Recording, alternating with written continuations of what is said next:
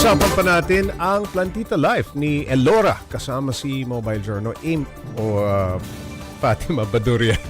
Bakit Amy ba ang nasabi ko? Okay, nung pandemic pa siya nagsimula kamo, buti itinuloy niya.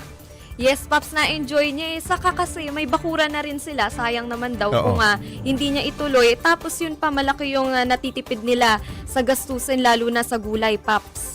Okay, paano ba siya natutong mag-alaga ng mga halaman, Fatima? Puro online nga raw, Paps, kakapanood niya raw Sa ng mga YouTube video. University ba? Yes, Paps, sa Oo, internet oo, daw, lagi oo. siyang nanonood.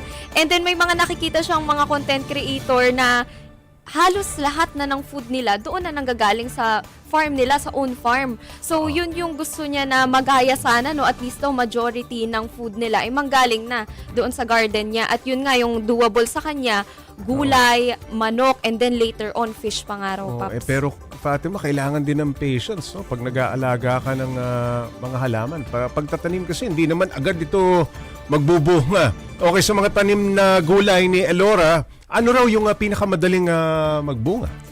Ang sabi nga ni Elora, Paps, ang pinakamadali raw o isa sa mga pinakamadali ay yung kangkong.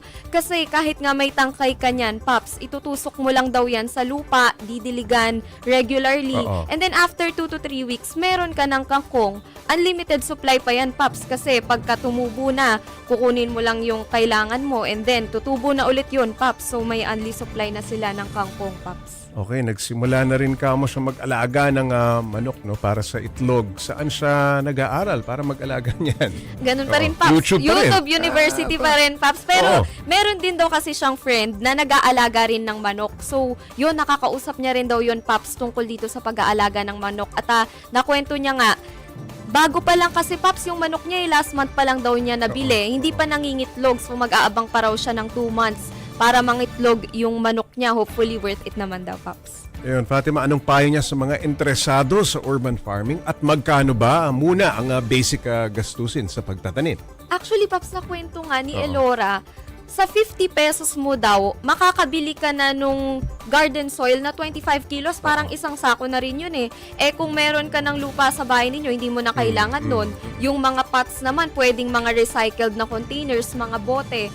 Tapos yung mga seeds naman, may nabibili rin daw, Paps, na 50 pesos, 40 pesos, tapos ilang piraso na rin yun na seeds. So, ibig sabihin, mga 100 pesos makakatanim ka na. If 500 pesos yung budget, mga ilang klase na gulay na rin yun, Paps. Medyo mababa rin Yes, pala. Paps, ano? affordable din. Alright. Maraming salamat, Mobile Journal Fatima Baduria.